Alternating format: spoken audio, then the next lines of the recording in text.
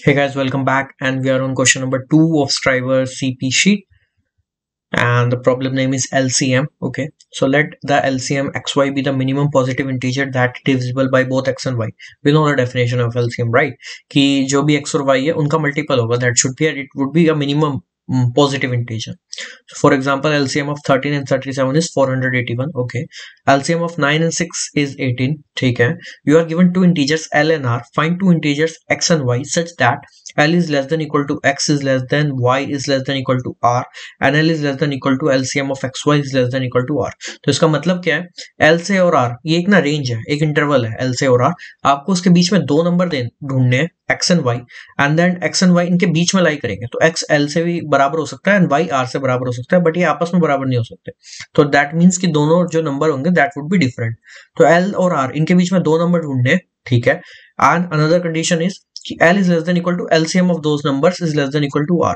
जो LCM है ना, LCM भी उस इंटरवल में लाई करेगा. इंटरवल है, इंटरवल के बीच में दो नंबर ढूंढने और उनका जो LCM होगा वो भी उस इंटरवल में ही लाई करेगा. तो ये क्वेश्चन है. अब इनपुट में टेस्ट केसेस दिए हैं और दो नंबर दिए LR 10⁻�9 में. एक बार देख लेते हैं इनपुट.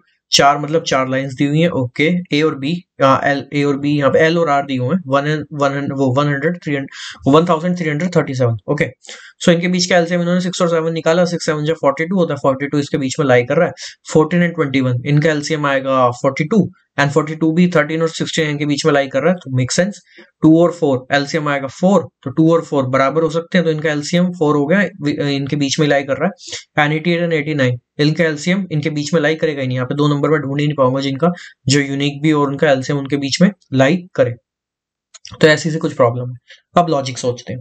देखो, एलसीएम क्या होता है हमारे दिमाग में? एलसीएम से हमें पता है LCM equal to multiply of two numbers by GCD by HCF.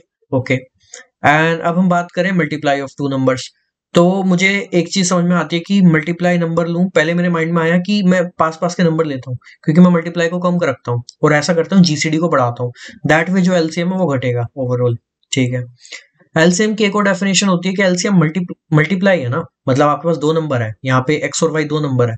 तो एक्स वन जा एक्स, एक्स टू जा टू एक्स, एक्स थ्री जा थ्री एक्स, एंड वाई में वाई वन जा वाई, वाई टू जा टू वाई, वाई थ्री जा three Y. तो Y times आप निकाल रहे हो और आपको तब तक करते रहना जब तक आपको एक दोनों इक्वल वैल्यू नहीं मिल जाती.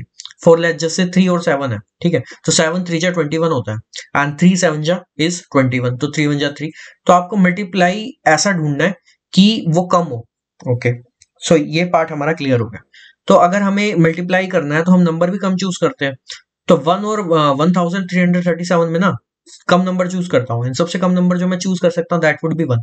ठीक है, अब मुझे एलसीएम ढूंढना है, उसका ऐसा मल्टीप्लाई ढूंढना है जो इसके बीच में भी लाई करता हो और वो कम भी हो.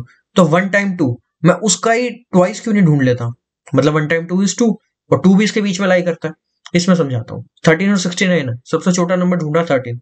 अब मुझे एक और नंबर ढूंढना है जो जिसका मैं एलसीएम और इसके साथ निकाल सकूं और वो भी बीच में लाई करे. तो मैं इसी का ही जो ट्वाइस है वो क्यों नहीं यूज कर लेता? मैं 13 और 26 ही क्यों नहीं चूज कर लेता? 13 और 26 में एलसीएम क्या आएगा उसका? 26 बिगर नंबर, क्योंकि वो तो उसी के टेबल में आ जाता है ना 13 के में, तो बिगर नंबर आने वाला है, तो हमारी रेंज में आ गया. और अगर जो मैं ट्वाइस करूंगा, मतलब मैं थ्राइस भी कर सकता हूँ, but that would increase our range. But अगर मैं जो ट्वाइस करूंगा वो रेंज में लाई करता है तो उसका एग्जिस्ट करेगा. इसके लिए देख लेते हैं 2 और 4 के लिए. तो 2 का ट्वाइस क्या हुआ? 4, and that is also in the range. 88 का ट्वाइस कुछ होगा, वो 89 की रेंज में तो आएगा ही नहीं, तो that won't be an answer. तो मैंने इसका कोड कर लिया है पहले से ही. हमें टेस्ट केसेस मिलेंगे, टी एल और आर मिलेगा जो हमें रेंज दी है, एक्स और वाई हमें ढूंढना है, तो सब कुछ करा लिया, सीन करा लिया टेस्ट केसेस.